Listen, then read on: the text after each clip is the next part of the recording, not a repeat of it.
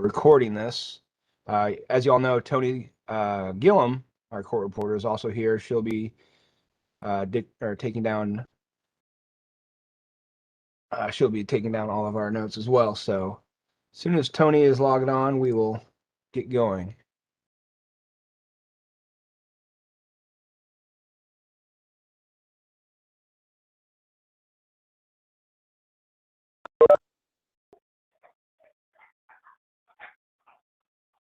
Tony, is that you, calling user 4? That may be me. This is Wendy. Okay. Hi, Wendy. How are you? Good. How are you doing? Good. Tony's going to make a quick announcement before we start the meeting, and then we'll get regular for our regular agenda. And there he is. There's Tony Celebrezzi. Thanks, Perfect Jamie. timing. Thanks. Good afternoon, everybody. My name is Tony Celebrezzi. I'm the Assistant Director of Building Zoning Services. Director Messer asked me just to relay to you all with regards to the fact that the state legislation that authorized us to hold virtual meetings like we're holding now expires here in 2 weeks at the end of the month. And so as of, we're operating under the belief that we will be back face-to-face for the July meeting and face-to-face going forward. We are taking precautions and figuring out a cleaning regimen for that, for the public hearing room, setting up the chairs and setting up the front dais there where you all sit with social distancing in mind. And I know that the HVAC system has been cranked up a little bit, trying to keep the air circulating out of the room and so forth. But everything with the intent of having face-to-face meetings starting in July, but in the safest possible situation. We do have, we will provide masks for people that may want to wear them if they so choose. Again, with the masks, it's left up to the individual. If you want to wear one, that's fine. If you don't want to, that's fine too. There's no mandate from the city at this point with regards to mask wearing. So I believe Jamie had one quick question earlier today about will there be an option for board members to participate virtually? And currently under the Ohio Revised Code, there is not a provision for a board member to participate virtually. And there's been some discussion, but I don't know that it's going to go anywhere at the state level, allowing virtual to continue or people to participate virtually. So now Wendy may have more information than I, but that was the last word I heard from across the street in the mayor's office. So if anybody's got a question, throw them at me.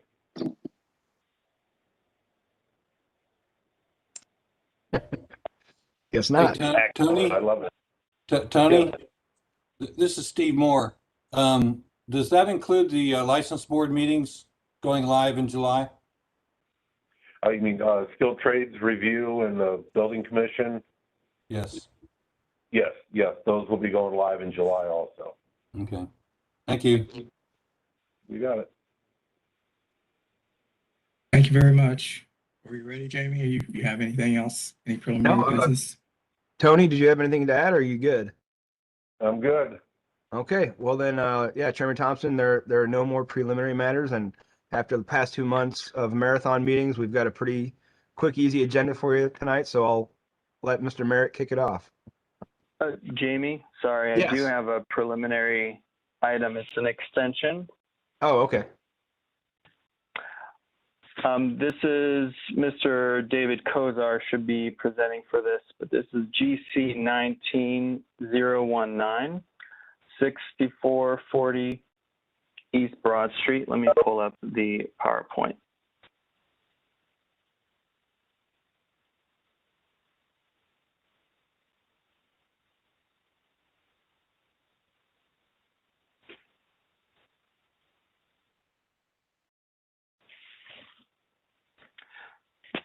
So this was approved in June 2019 and extended for a year in June of 2020.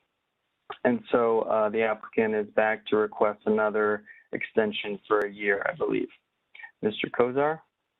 Correct. Hi. Mr. Kozar, I need to swear you in. Yes. Swear to tell the whole truth and nothing but the truth, so help you God. Yes. Would you repeat your name for the record and your affiliation to this case? David Kozar with Indus Hotels, and we are the owner of the property. Thank you. Go right ahead. So yeah, we are looking to extend again for this. Obviously, COVID has done a number on our industry, and we're not quite ready to put a shovel in the ground and start construction on a hotel at this site. So things are getting better, thankfully, and glad to see everyone getting back doing face-to-face meetings again. That means good stuff for our industry too. So, so that's why we are requesting another year for this. Okay, do I have a motion to extend this approval? Yes, I would like to make a motion to extend this for another year. Is there a second? I'll second. Okay, and properly moved and seconded is, can we have the sign of aye for affirmative and nay for negative? All in favor of this, use the sign of aye. Aye. Aye. All opposed? The ayes have it. It is carried. Mr. Kozar, it's extended for the year. Thank you. All right, thank you, everyone. Okay. If there are no other preliminary matters, Royce, Mr. Benedek or Mr. Moret or anyone, we'll go ahead and call the first case. All right. The first case is GC 21-015, 1305 Oak Street. Would the applicant please come forward? Yes, Jared Norton with Morrison Signs. Sir, I need to swear you in. Swear to tell the whole truth and nothing but the truth, so help you God. Yes, I do. Would you repeat your name for the record and your affiliation to this case? Jared Norton, Morrison Sign Company. Thank you. Who's presenting this for the staff? I am, Mr. Chair. So we've got GC 21-015 at 1305 Oak Street, located at the southwest corner of Oak Street and Linwood Avenue. This is within the Near East Area Commission, and the parcel is zoned ARLD, Apartment Residential Low Density District. The 0.39 acre site is developed with a 16-unit residential development per CV 18-053. The surrounding area is primarily comprised of single, two, and multi-unit dwellings, as well as a school in varying residential and apartment residential districts. The applicant proposes to install a 58 square foot wall sign at 38 feet above grade on the northern elevation and directed towards Oak Street. A variance is required as a residential sign is limited to 6 feet in height and a graphic area of 24 square feet at this location, and that's a 141% increase in size. The Near East Area Plan does not address this matter in sufficient detail to provide comments. Staff notes that the proposal is otherwise consistent with C2P2 design guidelines. That's planning's comment. And although a NEAC recommendation was not available when this report was written, I did receive an email from them today saying that at their May meeting, they approved this 13-0. So the NEAC is supportive. Staff can recommend approval as the proposal is consistent with C2P2 design guidelines, and similar residential complex signs have been approved for multi-unit dwellings throughout the neighborhood. There are no conditions, and I'm happy to answer any questions. Thank you. Mr. Norton, would you like to present your case? Yes, I would. So I think Mr. Merritt did a great job explaining our situation here. Because it is zoned multifamily ARLD, we are subject to a different set of sign standards as opposed to commercial. Because we are a 16-unit dwelling unit on this specific parcel, and the sign is between 2 and 15 feet back from the right-of-way, we are limited to 24 square feet of signage at a height of 6 feet. At a height of 6 feet, that doesn't give us much room to get the sign up on the building. So similar to many other apartment complexes in new developments you'll see in the Columbus area, the owner would like it up on the third story there. just so that it is visible on Oak Street, but then also as you travel south on Linwood. So the hope is that we get it high enough that it is visible. Something I will add, we do understand that this is zoned residential. We are conscious of the houses across the street from us. So what we've worked with the client to develop is a lighting system that will uplight this sign so that from the ground, if you look at the drawing, the LED light bars that illuminate this sign shine upwards. So as you're on the ground looking up, you won't get any actual light in your face. You'll just see the nice wash of light on the white letters. So we have been, respectful to the neighbors in that sense. And other than that, I think that's really all I have, and I'd be happy to answer any questions that anyone might have. Are there any questions, Commission, or is there anyone else who'd like to speak at this case? Hearing none. Sign seems appropriate for this location with no conditions. And do I have a motion to approve the finding of fact? Rich. Is there a second? I'll make the second. second, please. Okay. All in favor of the finding of fact, use the sign of aye. Aye. Aye. Aye. Then it is now appropriate for us to go ahead and vote on this. Who's doing the roll? I will, sir. We've got Mr. Bender, Yes. Mr. Carey, Yes. Mr. Mashinsky. Is Mr. Mashinsky here? You're on mute, Rich. Yes. Thank you. Now I have to go back to my. Okay, Mr. Cooperman, Yes. Mr. Hoy, Yes. Chair Thompson. Yes, and it is approved. Thank you, Mr. Norton. Thank you for your time. Okay.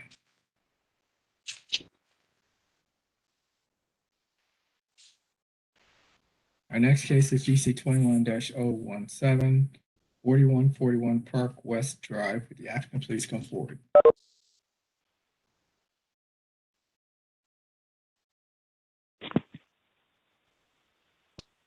I'm here, Mr. Chairman. Yes, sir. Swear to tell us the truth and nothing but the truth, so help you God. I do. Would you repeat your name for the record and your affiliation to the case? My name is Steve Moore with Moore Signs, representing Swift Transportation. Thank you. Who's presenting this one? I am Mr. Thompson. Go ahead, please. 4141 Park West Drive is located at the terminus of Park West Drive, served by the Greater Hilltop Area Commission, its own limited manufacturing. The 53-acre parcel is developed with an industrial truck terminal, including offices, truck and car parking, fuel station, and maintenance buildings. Surrounding uses include Interstate 270 to the west, warehouses to the north, east, and south, an industrial truck terminal to the north, a commercial truck dealer to the east, and a cold storage facility to the south across the railroad. The applicant proposes to install a ground sign at the primary entrance, the terminus of Park West Drive. The variance is to reduce the minimum setback for a ground sign from 15 feet to 0 feet. I did get updated comments from Planning Division, so I'll amend my report here in the record. C2P2 design guidelines recommend monument signs located in suburban areas be no taller than 6 feet, and that excessively large signs are discouraged. Planning Division continues to encourage the sign be reduced to 6 feet for consistency with the guidelines. However, staff acknowledge industrial character of the area and do not consider the proposed sign excessively large in the context of the area. And the sign is currently proposed at 7 feet tall. The Greater Hilltop Area Commission recommended approval of the request, and city departments recommend approval. Staff acknowledge the 20-foot height permitted by existing zoning and the industrial character of the area. The proposal is also consistent with C2P2 design guidelines and that the sign is not excessively large. Mr. Chairman. Okay, thank you. Mr. Moore, did you have anything to add to your? That pretty much covers it. I just wanted to point out that it's you can see the erratic setback off of the cul-de-sac at Park West, and that's what they really originally wanted to put it a lot closer to the edge of the cul-de-sac, but that right of way is what sets us back, and that's why we're asking for the 0 setback because of the limited space between there. And the locations puts it between the entrance that they want the trucks to go to and the entrance that they want any kind of other vehicles visiting the office to go to. So it's kind of a locked-in position for the use that it is. So just wanted to mention that and take any other questions. Okay, thank you. Are there any questions? Is there anyone else who would like to speak to this case? Hearing none, I would find that this is an appropriate location and use for this sign, and with the recommendations, it's appropriate for this location. Do I have a motion for the finding of fact? I make a motion to the finding of fact, please. Is there a second? Yeah, I'll second. Okay, thank you. Having motion and second, all in favor of this motion, you sign it by. Well, I think we should call the roll. This is, You want to call the roll on this? yeah. Okay, fine. Go right ahead. Mr. Hoyt, Yes. Mr. Cooperman, Yes. Mr. Williams, Yes. Mr. Mashinsky, Yes. Mr. Carey, Yes. Mr. Bender, Yes. Chair Thompson. Yes. Now, do I need another roll vote, or is that sufficient? We need another one, don't we? Okay, then let's call the roll for your approval. Mr. Hoyt, Yes. Mr. Cooperman, Yes. Mr. Mashinsky, Yes. Mr. Carey, Yes. Mr. Bender, Yes. and Chair Thompson. Yes, and it's approved, Mr. Moore. Thank you for coming in. Thank you. Is there any other business, Mr. Rice? Mr. Freeze? Why do I want to call you Mr. Freeze?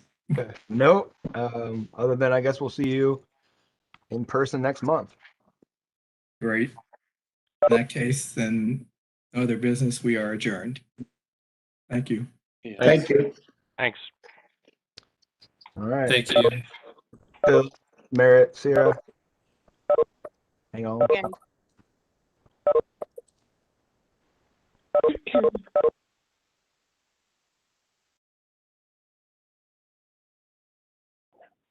right.